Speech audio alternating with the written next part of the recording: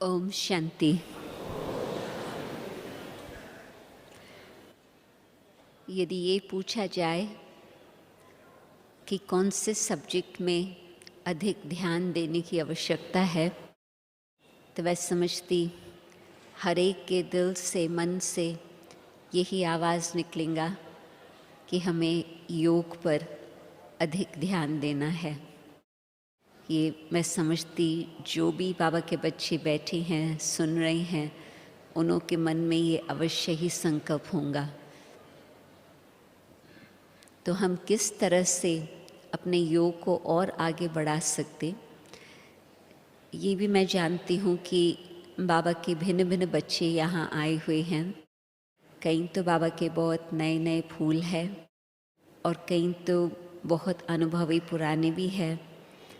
तो कुछ बातें मैं शुरू से ही कहने चाहेंगी, क्योंकि कभी कभी कुछ बेसिक प्रिंसिपल्स को पहले ही क्लैरिफाई करते हैं तो और सहज हो जाता है। तो मैंने देखा है कि फर्स्ट स्टेप है कि हम एकांत प्रिय बने। मुझे याद आता कि जब ब्रिजेंद्रा दादी ब्रह्मा दादा लेखराज, ब्रह्मा बाबा की नहीं, दादा लेखराज की बहू थी, तो वो अपने अनुभव में सुनाती थी और उसके टेप्स भी आज तक भी है। तो बताती है कि कैसे 1932 से लेकर वो 36 में बाबा की पधरामनी, परंतु 1932 से लेकर उसके पास कुछ डायरीज थी जो लच्छू दादी हम लोगों को दिखाती थी। तो तब से दादा लेखराज बहुत शांति प्रिय, एकांत प्रिय होते गए। वैसे भी उन्हों का पूरा ही ध्यान था हर प्रकार से अपने अभ्यास के लिए गीता का पाठ करना या प्रार्थना करना आदि, परंतु खास करके उसके बाद समाज में आना जाना या घूमना ज़्यादा नहीं, परंतु अधिक से अधिक समय एकांत में रहना। तो मैं देखती हूँ कि आज यदि हम बाबा के कदमों पर अपने कदम रखने चाहते हैं, तो पहली बात तो ये क्या होता कि मधुबन में भी आते, अनेकों के साथ मुलाकात होती, और ये तो सही है कि बेहद का परिवार यहाँ हमें मिलता। कोई भी सेंटर पर इतना बेहद का परिवार कहाँ हो सकता। तो मधुबन की विशेषता है कि अनेकों के साथ मुलाकात होती, और वो तो ठीक है, उन्हों के साथ लेन देन करना भी बहुत ही प्रेरणादायक होता, परंतु फिर भी जो हम अपना आंतरिक पुरुषार्थ चालू रखें, ऐसने की बातचीत करने में ही हमारा समय जाए, परंतु हम एकांत प्रिय होकर के बुद्धि से ये हम याद करें कि हमें एकांत का फ़ायदा लेना है। संगठन में होते भी एक के अंत में जाना अथवा एकांत प्रिय बनना, वो अपनी इंटरेस्ट की बात होती है, सर्कमस्टेंसेस की बात नहीं होती, अपनी इंटरेस्ट की बात होती। क्योंकि देखा गया है कि जिस बात में हमारा इंटरेस्ट होता, हम कैसे न कैसे उस बात के लिए टाइम ज़रूर निकालते हैं। और यदि कोई बात इतनी इंटरेस्ट की नहीं होती, तो आजकल बहुत सहज है ये बात कहना कि मैं तो बहुत व्यस्त हूँ, बहुत ज़्यादा काम है, बहुत कुछ करने का है। परंतु यदि हमारा इंटरेस्ट है कि हम एक के अंत में जाएं, तो हम एकांत का चांस लेने चाहेंगे। और उसमें फिर नेक्स्ट स्टेप अंतर्मुखी।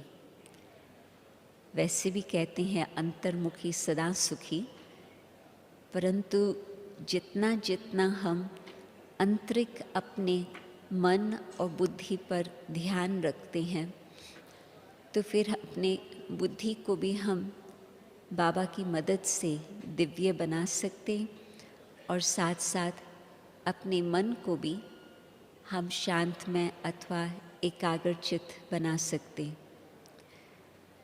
तो पहले एकांत प्रिय, फिर अंतर्मुखी। हम ये सोचें कि बाहर की बातें जो है वो हमें आकर्षण न करें। जहाँ सत्संग की बातें हैं, ज्ञान की चर्चा है, वो तो हमें अंदर की यात्रा में मदद करेंगी, परंतु और तरफ हमारा ध्यान हो उसको हम कम करते जाएं। एक प्रश्न मैं आपसे पूछूंगी, आप खुद ही अपना उत्तर उसमें तैयार रखना। बताने की आवश्यकता नहीं है, परंतु आप खुद ही अंदर जांच करके देखना।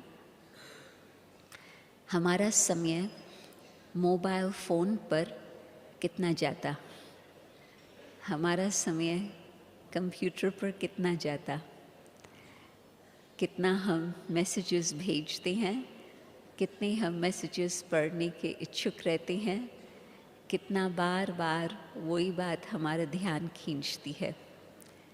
तो जो अंतर्मुखी होगा, एक बहुत सिंपल बात है, यदि इस बात का हम परिवर्तन चाहते हैं कि ये एक्सटर्नल चीज़ों में मेरा ध्यान कम हो, तो उसके लिए हम टाइम फिक्स करें। हाँ, कुछ समय सवेरे, कुछ समय शाम, परंतु ज़रूरी नहीं है कि सारा दिन हम बैठ कर के वो अपने मोबाइल को देखते रहें कि किसने क्या बोला, किसने क्या भेजा संदेश। तो ये तो एक बात मैंने कही, परंतु कितनी बातें हैं जो हमारा ध्यान बाहर की तरफ खींच लेती। तो जितना जितना हम इस बात का ध्यान रखेंगे कि बाहर का संसार का कारोबार जो चल रहा है वो चलने दो, परंतु मुझे अपना आंतरिक ध्यान रखना है, अपने मन पर, अपनी बुद्धि पर। तो यदि हम बुद्धि पर ध्यान रखने चाहते हैं तो उसमें ये हम सोचें कि हमारा कितना बाबा के दिए हुए रत्नों पर अथवा ज्ञान पर ध्यान रहता और कितना हमारे बुद्धि में और बातें रहती। दोनों बातों के लिए इतनी जगह नहीं है। आत्मा ही छोटी सी बिंदु, और इस बिंदु के अंदर कितनी जगह होंगी, इतनी जगह तो नहीं है जो हम संसार की बातें भी रखें, मनुष्यों की बातें भी रखें और बाबा का ज्ञान की बातें भी रखें। मनुष्यों की बातें रखेंगे, यहाँ वहाँ की बातें रखेंगे तो वो तो लंबी कहानी हो जाएंगी, एक से अनेक और बातें याद आती रहेंगी। परंतु यदि हम चाहते हैं कि मुझे साइलेंस की शक्ति जमा करनी है, तो उन सब बातों को थोड़ा सा हमें हटाना होगा। और दिन भर, क्योंकि ये मैंने देखा है कि योग का कनेक्शन है ही दिन भर के संकल्पों के साथ। यदि दिन भर पर हमारे बुद्धि और मन पर हमने चेकिंग नहीं रखी है, तो फिर साइलेंस शक्ति जमा करने की मार्जिन कम होती।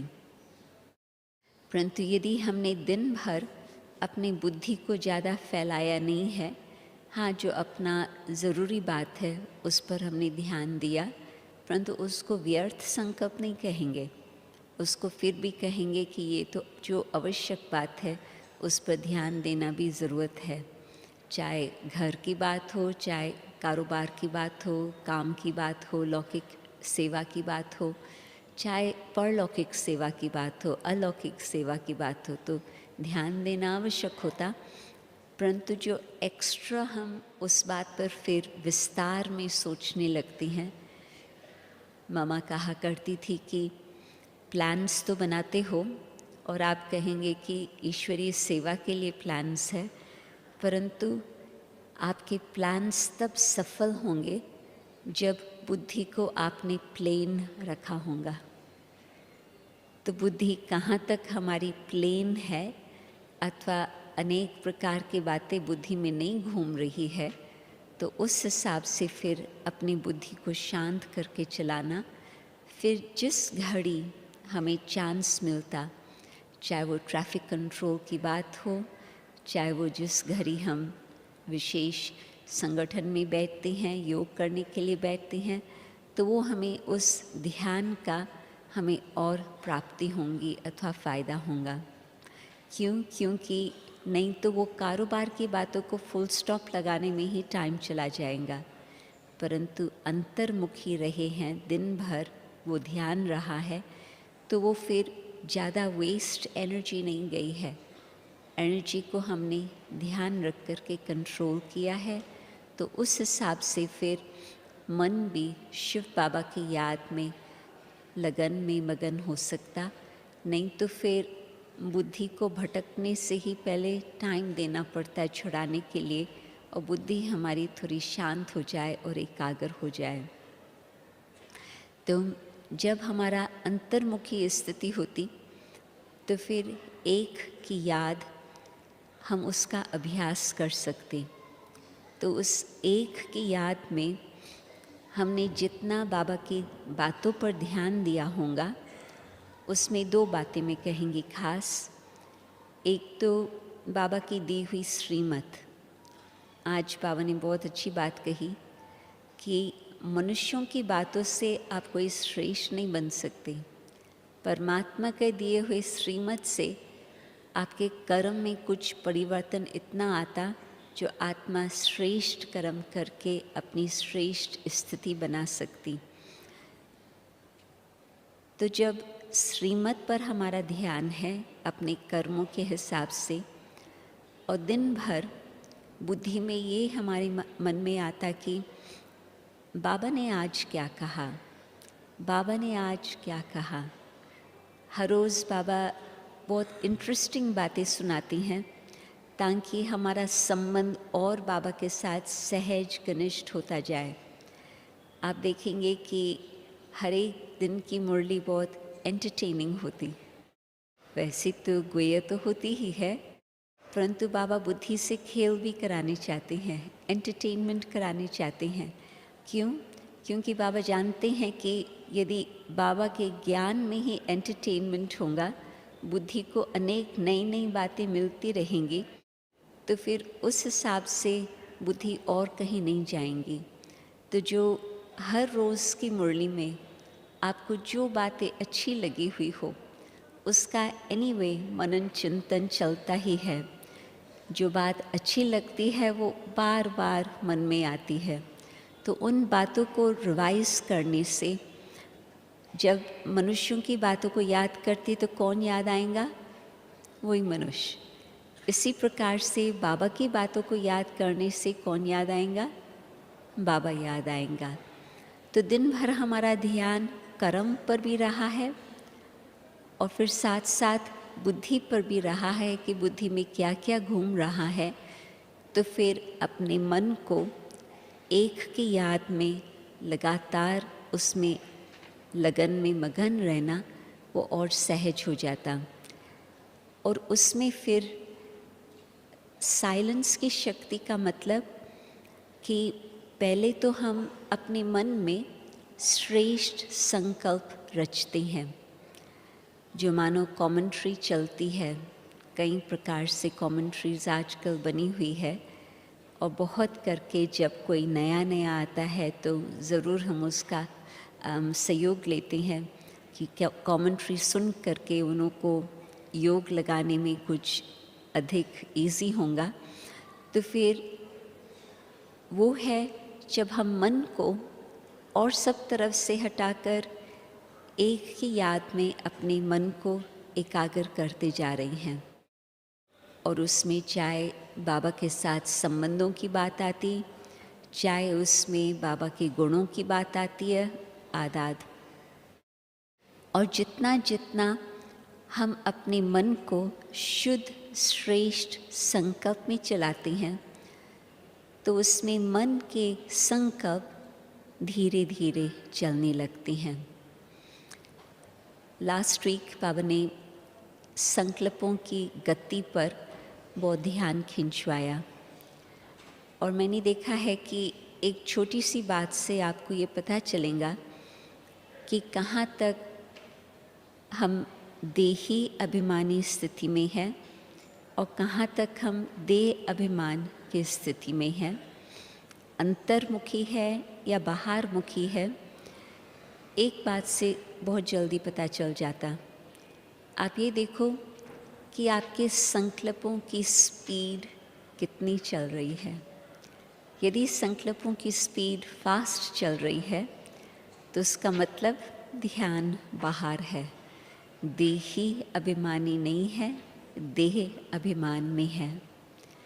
और जिस घड़ी हम अपने संकल्प पर मालिक होकर के उसके स्पीड को स्लो करते हैं, धैर्यवत करते हैं, तो उसमें हमें सहज ही पता चलता है कि आत्म स्मृति अथवा आत्म स्थिति हमारी बन रही है। तो ये एक बात पर हम ध्यान रखें कि कोई भी बात में कहाँ तक हमारे संकल्प की स्पीड किस प्रकार से चल रही हो। और यदि हम ज्ञान का मनन चिंतन करते हैं, बाबा ने बहुत अच्छा कहा कि जब फालतू बातें सोचते हैं, गाड़ी छूट गई, फिर बाद में सोचते हैं कि ये सोचने की ज़रूरत ही नहीं थी, परंतु तब तक गाड़ी छूट गई। परंतु यदि हम पहले से ही ध्यान रखते हैं, उसमें बाबा एक बार कहा था, सोचने से पहले सोचो। सोचने से पहले सोचो मतलब एक बारी घोड़ा भागने लगा, फिर उसके पीछे पीछे आप भागो और उसको पकड़ने की कोशिश करो, तो बहुत मेहनत की बात है। परंतु यदि लगाम आपके हाथ में है और घोड़ा अभी तक छूट नहीं गया है, तो आप उस घड़ी ये सोचो कि क्या इस रास्ते पर अपने संकल्प को ले जाने से कुछ फ़ायदा होगा या नहीं। तो जब अपनी शक्ति को इस तरह से समझ करके मैनेज करते हैं, कंट्रोल करते हैं, ताकि फालतू संकल्प हमारे न चले, तो उसमें क्या होगा कि जो हमारी एनर्जी बचती जाती है, फिर जब योग का टाइम होता तो उसमें हम अपने संकल्पों को धीरे धीरे चला सकेंगे। संकल्प फास्ट नहीं चलते हैं योग के समय या ज्ञान के मंथन के समय, संकल्प धीरे धीरे चलते। और फिर एक संकल्प और दूसरे संकल्प के बीच में वो कुछ मार्जिन होती, तेज संकल्प नहीं। एक संकल्प आया, थोड़ा साइलेंस, फिर दूसरा संकल्प, और वो जो संकल्पों के बीच में वो गैप है, उसको हम बढ़ाते चले। और वो कैसे? क्योंकि हर संकल्प का हम अनुभव कर रहे हैं। इस कारण से जल्दी जल्दी संकल्प नहीं आते। मैं आत्मा शांत स्वरूप हूँ, तो ये सिर्फ बोलने की बात नहीं, परंतु अनुभव करने की बात। तो वास्तव में वो शांति मेरा स्वधर्म क्या है, जब हम वो अनुभव कर रहे हैं, तो उस करीब संकल्प नहीं चल रहा है कि मैं शांत स्वरूप आत्मा हूँ। पहले संकल्प किया, परंतु फिर जब अनुभव करने लगे, उस समय मन में साइलेंस है, आत्मा अनुभव में खोई हुई है। दूसरा संकल्प आने में कुछ समय लगता। तो ये जो बीच बीच में हमें थोड़ा सा अनुभव होता साइलेंस का, इस साइलेंस की शक्ति को हम बढ़ा सकते। और उसमें बाबा दूसरी भाषा में कहते हैं कि बच्चे, आप बीज रूप स्थिति में रहेंगे, तो उस बीज रूप स्थिति में आपके पूर्व जन्मों के अनेक जो भी कुछ हिसाब किताब की बातें हैं, विकर्मों की बातें हैं, वो बीज रूप स्थिति में वो समाप्त होंगे। जब हम बाबा के साथ रूरेहान करते हैं, जब हम अनुभव करते हैं बाबा का प्यार, ये सब बातें बाबा के साथ संबंध को और घनिष्ठ बनाने में बहुत ही मदद करती। परंतु विशेष जब साइलेंस शक्ति है, मन के संकल्प शांत है और उस लगन की अग्नि प्रज्वलित है, उस लगन की अग्नि में जो योग शक्ति होती, जो योग ज्वाला होती, उसमें हमारे पूर्व के हिसाब किताब समाप्त होते। आप देखेंगे कि कई बार हम सोचते हैं कि मैंने इस बात पर बहुत अच्छा ध्यान रखा है, परंतु तो भी ये जो मेरे अंदर कुछ कमी है, कुछ कमज़ोरी है, वो जाती नहीं है। ये मेरा बहुत पुराना संस्कार है। लगता है कि इस एक जन्म का नहीं है, परंतु हो सकता है कि अनेक जन्मों का ये कमज़ोरी का संस्कार मेरा ऐसे ही चलता रहा है। तो जब हम देख सकते हैं कि कुछ ऐसी ऐसी बातें हैं और वो जाती नहीं हैं, वो हमें इशारा दे रही है कि अभी तक हमने इतना तपस्या नहीं की है, इतना योग अज्ञान को हमने इतना प्रज्वलित नहीं किया है जो हमारे संस्कारों का परिवर्तन हो सके। परंतु यदि हमारा आंतरिक ध्यान है तो उस आंतरिक ध्यान से अंतर्मुखी रह करके फिर जब चांस मिलता, योग में अपने मन को एकाग्र सहज कर सकते और उस समय का हम ज़्यादा लाभ ले सकते। कहते ही हैं त्याग, तपस्या और सेवा। और बहुत करके बाबा के जो नए बच्चे हैं, जैसे ही बाबा के पास आए हैं, वो तपस्या के लिए इतनी मार्जिन नहीं रही है। दादियों ने त्याग किया, 14 वर्ष तक तपस्या की। तो तपस्या के रिज़ल्ट में जब वो बाहर आए तो उनकी दृष्टि में इतनी रूहानियत थी, उनके मस्तक में इतनी ज्योत थी, उनके मुख पर इतनी मुस्कुराहट थी, जो बस लोगों को जो वो कहते थे उसमें विश्वास होने लगा। बहुत सहज सेवा बहुत फास्ट उन दिनों में चली। फास्ट किस प्रकार से, जो बाबा के वारिस बच्चे हैं उन्हों को ढूंढने की सेवा, संख्या की सेवा आज हो रही है, परंतु उस समय जो बाबा के विशेष रत्न निकल रहे थे, वो जो विशेष रत्न निकले, फिर उसके आधार पर सारी यज्ञ की स्थापना अथवा सेवा एक बहुत बड़े रूप पर चलती रही है, जो आज तक भी हम देखते हैं।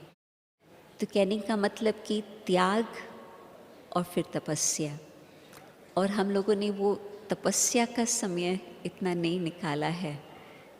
तो ड्रामानुसार हम लोग जब त्याग की मुरलियों पर थोड़ा रिवीजन कर रहे थे, तो उसमें एक मुरली में खास ये बात आई जो सेकंड मुरली थी।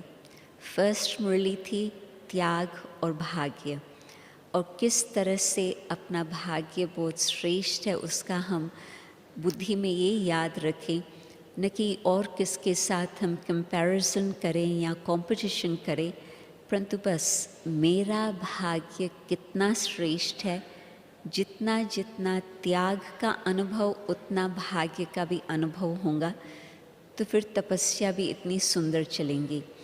परंतु उसमें भी सेकंड मुरली जो चली थी, उसमें बाबा का खास ये कहना था कि जो बच्चे बाबा के पास आते हैं, पहले तो जो मोटे रूप से विकारों को त्याग करने की बात आती, वो तो जल्दी हो जाता। मोटे रूप से ब्रह्मचारी व्रत धारण करना या क्रोध पर ध्यान रखना, या जो भी ऐसी पुरानी आदत थी खान पान की, उस बात को चेंज करना, वो जल्दी सब कुछ हो जाता। परंतु फिर बाकी किस बात का त्याग, जो सूक्ष्म सूक्ष्म माया की बातें आती है। और यदि हमने अच्छी तरह से अंतर्मुखी होकर के अपने अंदर झांक के देखा है, तो माया का सूक्ष्म रूप किस प्रकार से अभी तक अंदर घूम रहा है, हम उस बात को देख सकेंगे। मानो कि बाबा ने कहा कि यदि काम विकार तो वो मोटे रूप से नहीं है, परंतु बुद्धि में किसी के प्रति भी आकर्षण होता कि इसके साथ हम बैठें, इसकी बातें सुने, ये व्यक्ति बहुत अच्छा लगता, इस व्यक्ति में बहुत अच्छे गुण है, तो बुद्धि का जो उस तरफ झुकाव बनता जाता, बाबा ने कहा इसका भी त्याग, क्योंकि ये भी एक सूक्ष्म में वही काम विकार का अंश मात्र है।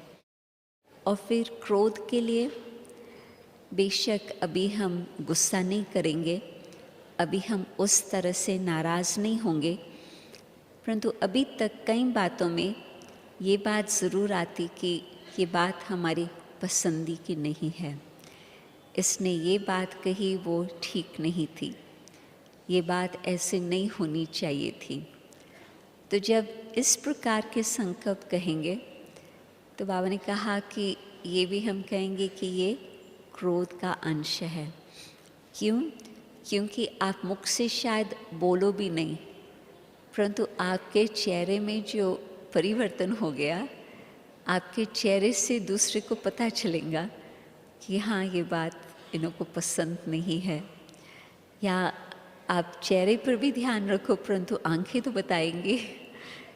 तो किसी न किसी तरह से औरों तक तो वाइब्रेशन वो ज़रूर पहुंचता है कि इन्हों की ये बात पसंदी की नहीं है। तो ये भी क्रोध का अंश।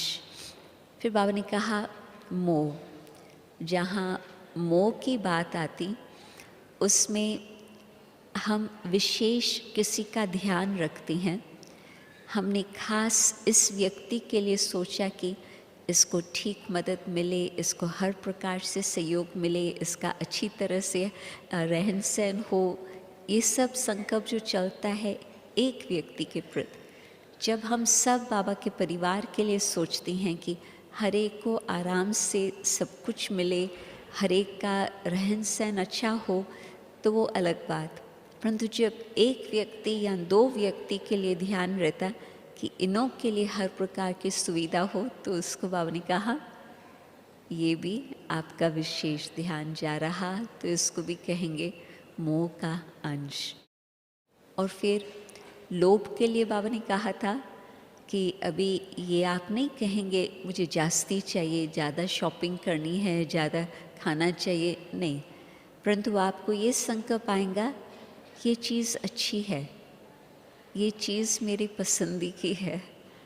कभी आता है ये संकल्प? नहीं आता है ना। ब्रह्मा भोजन मिला, जो मिला उसमें खुश। परंतु फिर भी आज की टोली बहुत बढ़िया थी, तो दूसरा व्यक्ति सामने से कहेंगे दूसरी चाहिए, परंतु नहीं, मिला बहुत खुश क्योंकि बाबा के यज्ञ का मिला। तो बस, तो उसमें आप सोचो कि ये सूक्ष्म संकल्प जो आते हैं, हमें उस घड़ी पता नहीं चलता है कि ये कोई माया का रूप है, परंतु इन सब बातों से पता चलता हमारा बुद्धि उस तरफ चली गई। और फिर अहंकार के लिए बाबा ने कहा कि हाँ, एक्सटर्नल हिसाब से तो किसको मान शान पोजीशन इन बातों का तो ध्यान नहीं होता, क्योंकि बाबा है, बाबा की सेवा है, यज्ञ के प्रति जो कुछ भी हम करते हैं अपने भाग्य को बढ़ाने के लिए करते हैं, तो उस भावना से करते हैं, तो पोजीशन या मान शान की बात नहीं आती।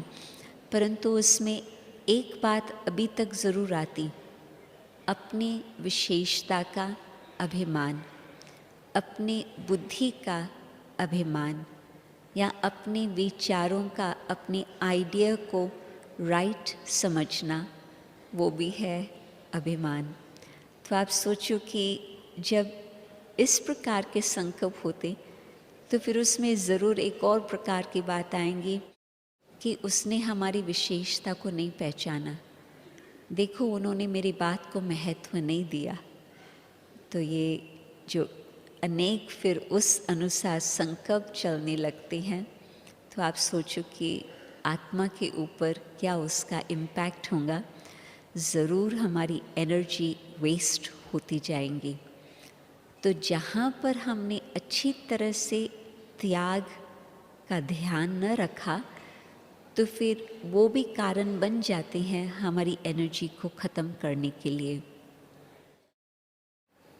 बाबा ने बताया कि आज सवेरे की बात है ना, बाबा ये बता रहे थे कि कम खर्चा बाला नशीन, तो उसमें समय भी हम कम देवें, मतलब संकल्प ऐसे उत्पन्न हो जो काम के हो, जो सफल होने वाले हो।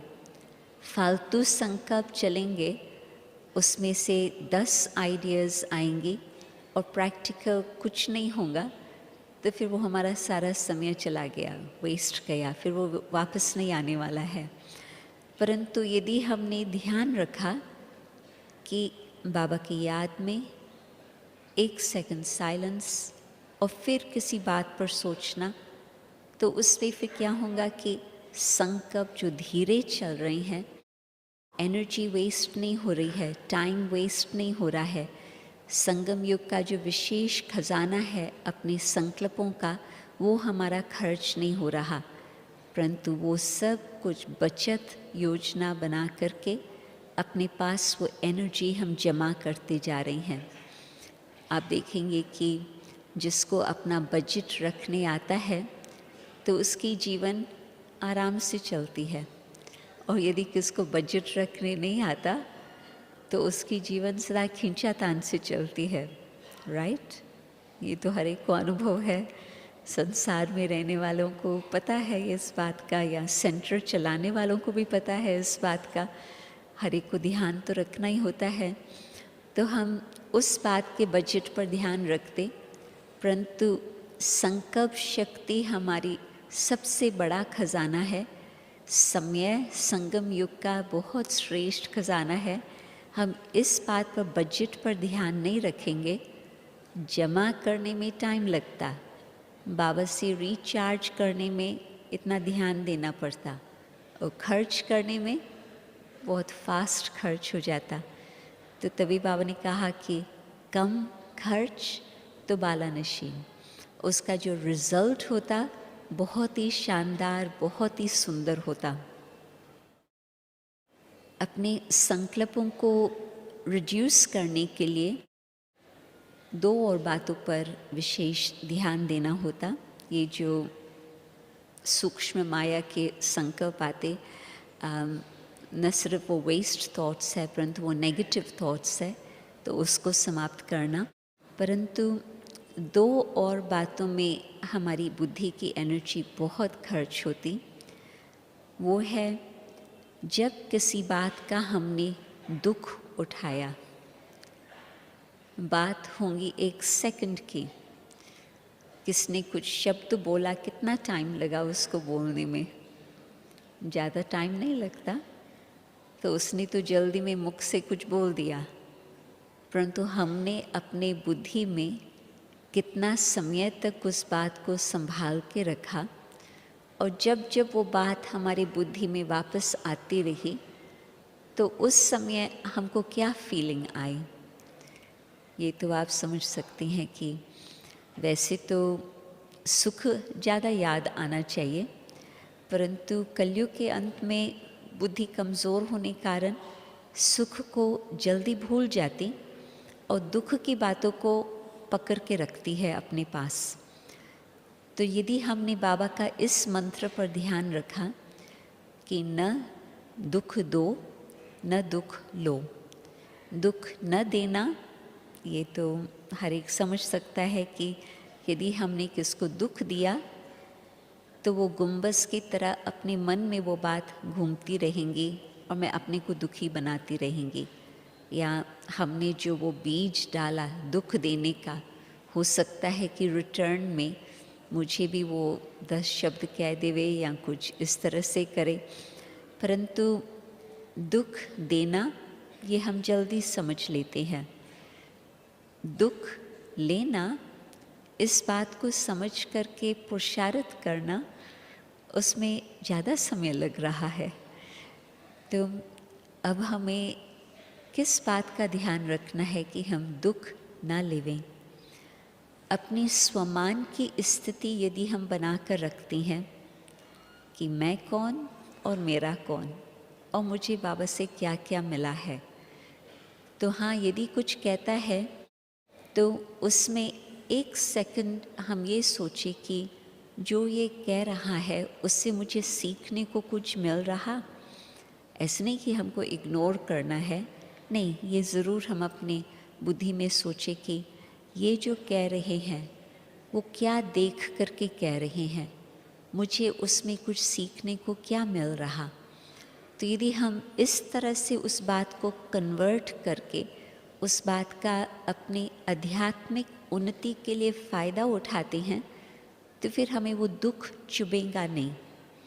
आप सोचो कि आप चल रहे हो गालीचे पर और आपके पाँव में कुछ नहीं है और गालीचे पर भी एक छोटा सा कहाँ से तिनका आ गया और वो तिनका आपके पाँव में चला गया, तो आप क्या करेंगे? आप ज़रूर समय उसी घड़ी बैठकर उसको निकालने की कोशिश करेंगे। क्यों? क्योंकि आप वैसे ही चलते चलो और वो आपको दुख देता रहे, दर्द करता रहे। न सिर्फ वो दर्द करता रहेगा परंतु वो तिनका अंदर घुस गया तो आप सोचो कितना नुकसान हो जाता। तो आप ऐसे करने ही नहीं देंगे।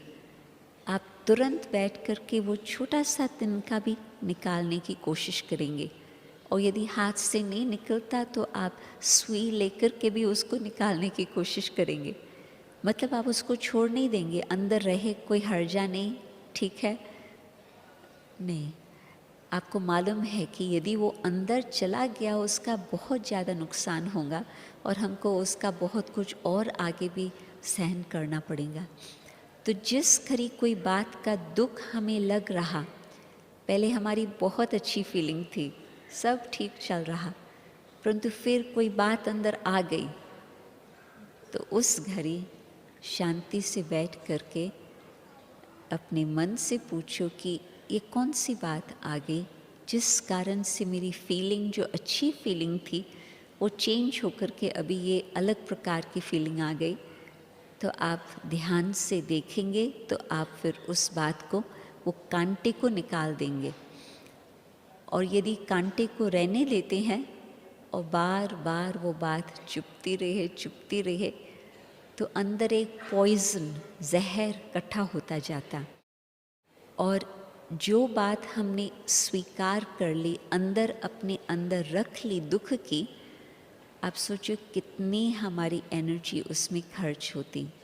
और न सिर्फ उसमें हमारी एनर्जी जाती परंतु हम कहाँ न कहाँ वो कहानी ज़रूर सुनाएंगे।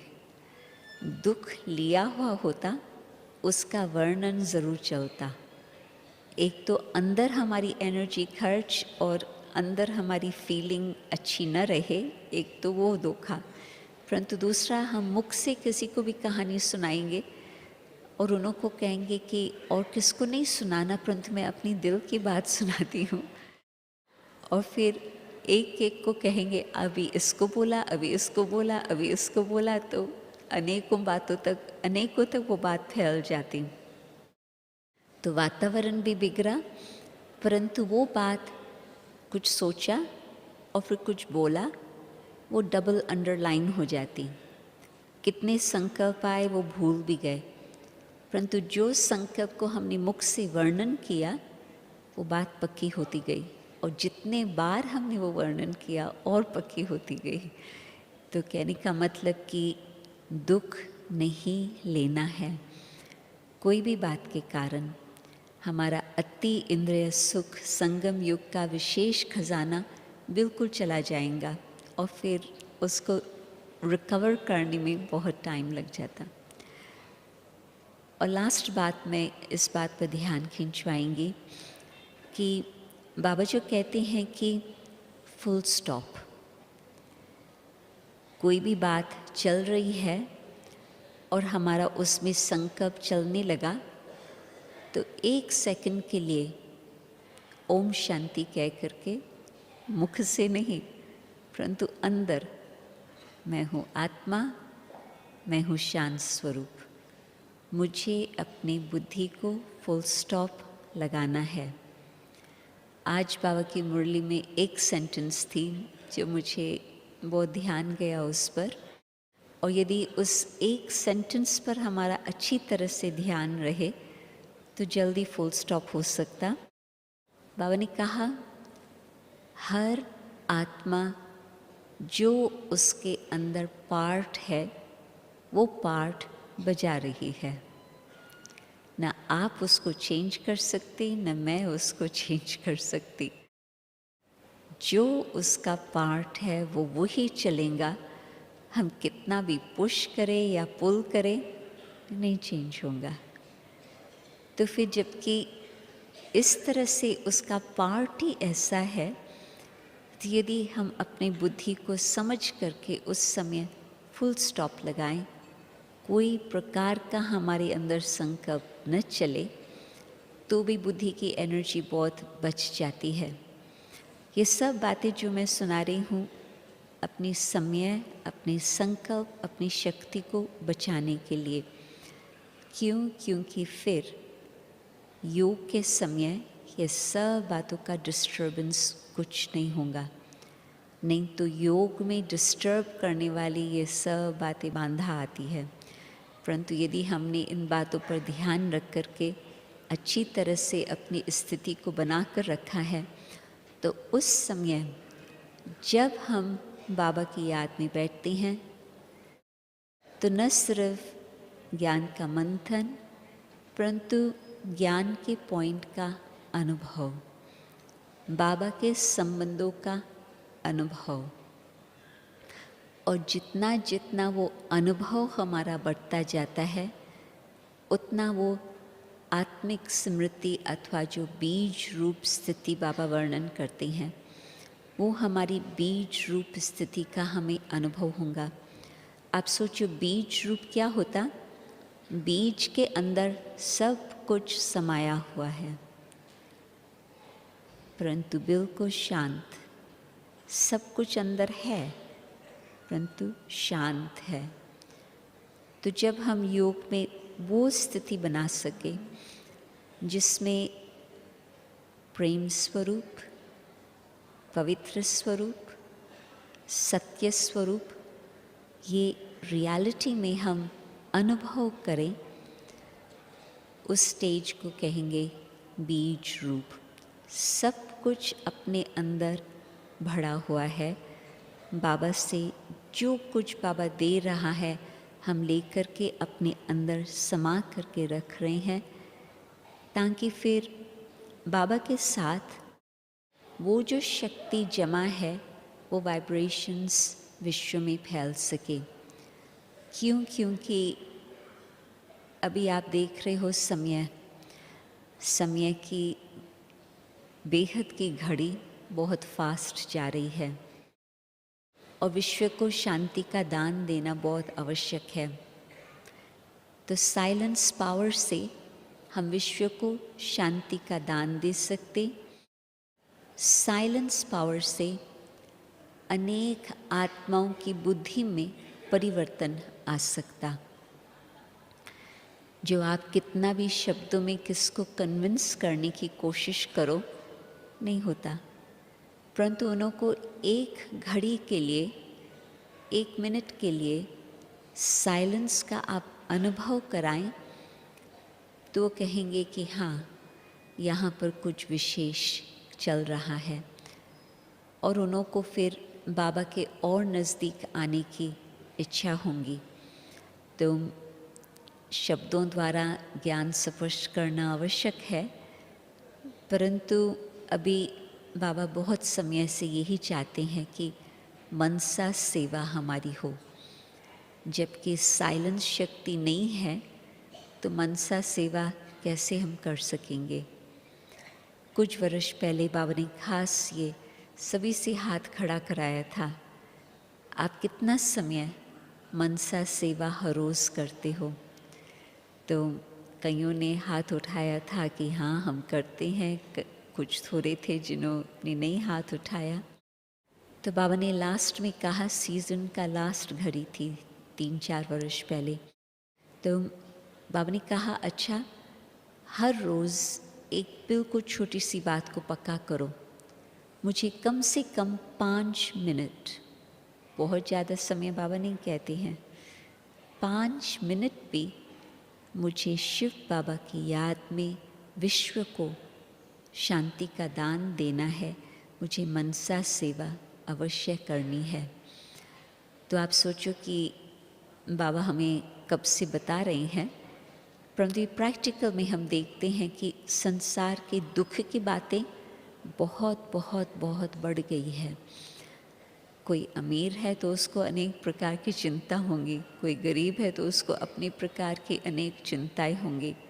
तो कोई संसार में ऐसा व्यक्ति नहीं है जो कहेगा हाँ सचमुच आंतरिक मुझे खुशी है, शांति है, सुख के साधन होते भी कहेंगे जो आंतरिक सुख मुझे चाहिए, जो शांति चाहिए वो हमें नहीं है। तो हम उनको शब्दों द्वारा नहीं दे सकते, परंतु मनसा सेवा के द्वारा दे सकते। मुझे लगता है कि जो बाबा ने विदेश की सेवा कराई, 40 वर्ष में कितनी बेहद की सेवाएं हो गई, जबकि 40 वर्ष में विश्व में 120 देशों तक पहुंच जाए वो वैसे तो संभव नहीं है, परंतु बाबा के अव्यक्त होने के बाद बाबा खुद भी अव्यक्त रूप से वो विश्व के अंदर बाबा अपना कार्य करते रहे, भारत में भी कार्य करते रहे, परंतु आत्माओं की बुद्धि को टच करके बाबा इतना कार्य करते रहे। तो अब हम भी बाबा के कुछ सहयोगी बन करके जो कुछ स्थापना के कार्य में बाकी रहा हुआ है समय और कार्य रहा हुआ है, उसमें हम भी साइलेंस पावर से विश्व को दान दे सकें। तो समरी में मैं कहेंगी कि एकांत प्रिय, अंतर्मुखी और फिर एक की याद, एकाग्रचित, और यदि एकाग्रचित होगा तो फिर जो संगठन में हमारी एकता भी होंगी, क्योंकि बहुत क्लियर स्पष्ट रूप से लक्ष्य पता है कि हम क्यों सब एक परिवार के बन गए, क्यों हम सब इकट्ठे हुए हैं विश्व में शांति स्थापन करने के लिए। और सब जो भी बातें हैं संस्कारों की, नीचे ऊपर बातें, वो सब समाप्त। जो लक्ष्य है विश्व को शांति का दान देना, उस साइलेंस पावर से हम उस बात पर फोकस करके अपना पूरा ही समय और अपना शक्ति उसमें लगा सकेंगे। तो कम खर्च, बस सिर्फ अपना संकल्प, और वो भी कम संकल्प और कुछ अपना समय, तो फिर बड़ी बात नहीं है, अवश्य ही बाबा का कार्य बहुत फास्ट संपन्न हो सकेगा।